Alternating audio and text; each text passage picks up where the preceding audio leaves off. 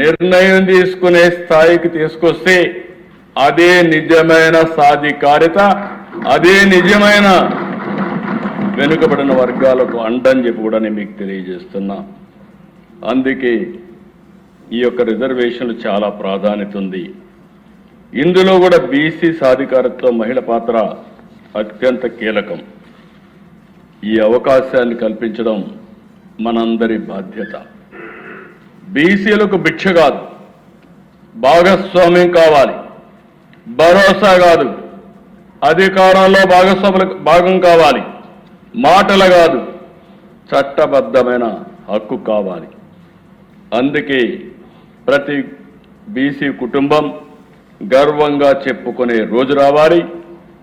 ఈరోజు ఈ ఎన్డీఏ ప్రభుత్వం మమ్మల్ని గుర్తించింది, మాకు అవకాశం ఇచ్చింది, మమ్మల్ని పాలనలో భాగస్వామ్యం చేసింది అనే నమ్మకాన్ని కల్పించవలసిన బాధ్యత మనందరిది.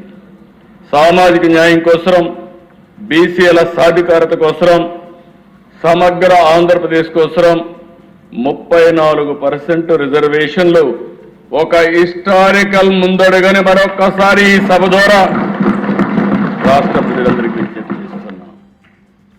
ఇప్పటికే అధ్యక్ష మీరు ఒకసారి చూస్తే బీసీలకు రాజ్యాధికారం, గౌరవం కోసం, బీసీలకు ఆర్థిక స్థిరత్వం, భద్రత కోసం, బీసీ యువతకు విద్యా ఉపాధి సాధికారత కోసం అనేక చర్యలు చేశాం.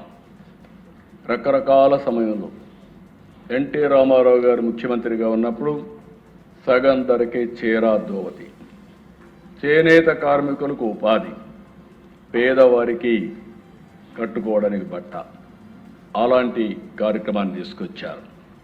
ఆ తర్వాత దిశ మీరు ఒకసారి ఆలోచిస్తే చేతి వృత్తుల్ని, కుల వృత్తులు సమాజంలో అందరికీ మనం ఆలోచించిన వారసత్వంగా కొంతమందికి ఆస్తులు వస్తాయి, భూములు వస్తాయి, కొంతమందికి చేతి వృత్తితోనే బతికారు, కొంతమంది కుల వృత్తులు పెట్టుకొని ముందుకు పోయే పరిస్థితి. అలాంటప్పుడు దిశ ఆధునిక ప్రపంచంలో, మోడర్నైజేషన్లో, ఇంకో పక్క టెక్నాలజీ యుగంలో ఈ కుల వృత్తులు, చేతి వృత్తులు పూర్తిగా నిరాదరణకు గురయ్యే పరిస్థితి వచ్చింది. అందుకే అట్ వన్ స్టేజ్ దిశ సమైక్య ఆంధ్రప్రదేశ్లో వీళ్ళ వృత్తిని కాపాడడానికి ఆధునికమైన పనిముట్లన్నీ కూడా ఆదరణ కింద ఇచ్చాం. 341 రకాల పనిముట్లని 90% సబ్సిడీతో ఇచ్చాం. రజకులకు దోబీ కట్లు కట్టించాం, నాయీ బ్రాహ్మణులకు కిట్లు ఇచ్చాం, మేదర్లకు వెదురు ఫ్రీగా సబ్సిడీతో ఇచ్చాం, మత్స్యకారులకు చేనేతలకు సబ్సిడీలు ఇచ్చాం, గీత కార్మికులకు వడ్డర్లకు జీవనోపాధి ఇచ్చాం. ఇలా ఎన్ని కులాలు ఉన్నాయో చిన్న కులాలన్నీ మోస్ట్ బ్యాక్వర్డ్ క్లాసెస్ కార్పొరేషన్ పెట్టి first time most backward classes అందరినీ సంచార జాతులను ఆదుకున్న ప్రభుత్వం ఎన్డీఏ ప్రభుత్వం, ఆ రోజు తెలుగుదేశం ప్రభుత్వం అని చెప్పి కూడా నేను మీకు తెలియజేస్తున్నాను. ఈ 2 ఏళ్ళు కూడా దిశ వివిధ సంక్షేమ కార్యక్రమాల ద్వారా 32,534 కోట్ల రూపాయలు ఖర్చు పెట్టాం. మళ్ళీ రోజులు మారాయి, ఆలోచన విధానానికి కూడా ఇంకా ఈ విధంగా తీసుకుపోతే బాగుంటుందని ఆలోచించాం. వడ్డర్లకు ఫస్ట్ టైం చరిత్రలో దిశ ఈరోజు కూడా మీరు ఇప్పుడే మాట్లాడుతున్నాను. ఈరోజు కూడా కూటమి ప్రభుత్వం ఆమోదంతో అందరి నాయకత్వం కలిసి 2 ఎమ్మెల్సీలుగా చేస్తే సామాజిక న్యాయానికి పెద్దపీట వేస్తూ వర్ల రామయ్య ఒక ఎస్సీ కుటుంబాన్ని నుంచి మోస్ట్ బ్యాక్వర్డ్ క్లాసెస్ ఉన్నటువంటి వడ్డెర కులస్తురాలంటి శారదకి ఈరోజు పదవి ఇచ్చావంటే,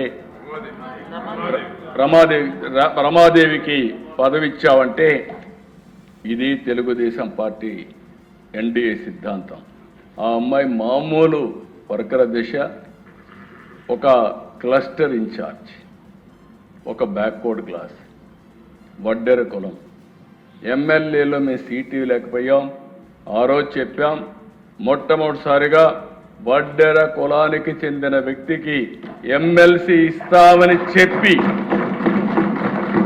ఒక మహిళ చదువుకున్న మహిళ ఈరోజు ఆవిడ్ని ఎమ్మెల్సీగా తీసుకునే పరిస్థితికి వచ్చాం అధ్యక్ష.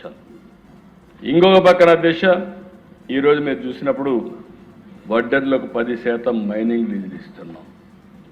లీజుకు కట్టే డబ్బులు కూడా సబ్సిడీ ఇచ్చి ఆర్థికంగా పైకి రావడానికి చేస్తున్నాం.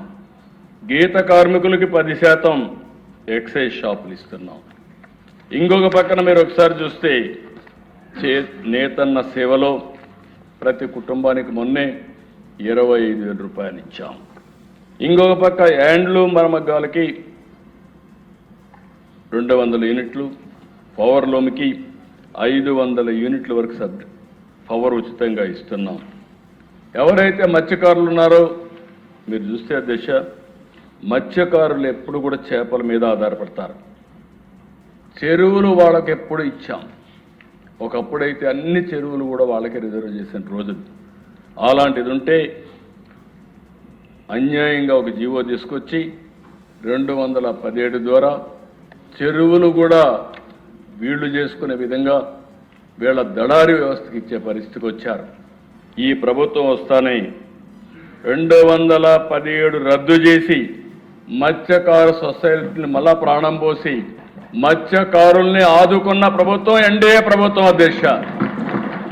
అదే మాదిరిగా సముద్రానికి పోయేటప్పుడు వేట విరామం ఉంటుంది. అలాంటప్పుడు ఒక 20,000 రూపాయలు సబ్సిడీ ఇచ్చాం. బోట్లు డీజిల్ సబ్సిడీతో ఇస్తున్నాం. వాళ్ళ యొక్క హక్కుల్ని పూర్తిగా కాపాడుతున్నాం. ఇప్పుడు పెద్ద ఎత్తున పవర్ బోట్స్ ఇవ్వాలని నిర్ణయం చేశాం. ఇంకో పక్క సీవీడ్ని ప్రోత్సహిస్తున్నాం. వాళ్ళ ఆదాయాన్ని పెంచడానికి ఎన్ని చేయగలుగుతాం ఎన్ని ఆలోచిస్తున్నాం. నాయీ బ్రాహ్మణులు నిర్వహించే సెలూన్లకి 200 యూనిట్లు ఉచిత కరెంటు ఇస్తున్నాం. దేవాలయాల్లో పనిచేసే నాయీ బ్రాహ్మణులకి 15,000 నుంచి 25,000 రూపాయలు పెంచాం. స్వర్ణకారుల కోసం ప్రత్యేకమైన కార్పొరేషన్ చేశాం. ఇంకొక పక్క అన్ని కులాలను ఆదుకోవడం కోసం మనం సూపర్ 6 కానీ లేకపోతే సంక్షేమ కార్యక్రమాలు కానీ ఇవన్నీ ఇచ్చే పరిస్థితికి వచ్చాం. ఇళ్లపై సోలార్ రూఫ్ టాప్ పెట్టుకుంటే బీసీ కులాలకు ప్రత్యేకంగా 3 కిలోవాట్ల వరకు 78,000 ప్లస్ 20,000 98,000 రూపాయలు సబ్సిడీ ఇచ్చే ఏకైక ప్రభుత్వం ఈ ప్రభుత్వం అని చెప్పి కూడా నేను మీకు తెలియజేస్తున్నా. అయితే అధ్యక్ష, ఇవన్నీ చేస్తున్నాయి మేము ఒక ప్రిన్సిపల్ పెట్టుకున్నాం. ఇంకా వీళ్ళని ఆర్థికంగా బలోపేతం చేయాలి. రాజ్యాధికారంలో భాగస్వాములు చేయాలి. అదే సమయంలో 5 ప్రిన్సిపల్స్, ఈ 5 కూడా బీసీ ఎంపవర్మెంట్ కోసం ఈ రోజు నుంచి 5 విధానాలని అమలు చేస్తాం. విద్య పైన ఎక్కువ కాన్సన్ట్రేట్ చేస్తాం. ఈరోజు మీరు చూస్తే అధ్యక్ష, బీసీ విద్యార్థుల కోసం నెలకొల్పిన 119 మహాత్మా జ్యోతిరావు పులే గురుకుల పాఠశాలలో 93 తెలుగుదేశం పార్టీ అధికారులు ఉన్నప్పుడు ఇచ్చామంటే అది వెనుకబడిన వర్గాలపైన ఈ ప్రభుత్వానికి ఉండే ప్రత్యేకమైన శ్రద్ధ.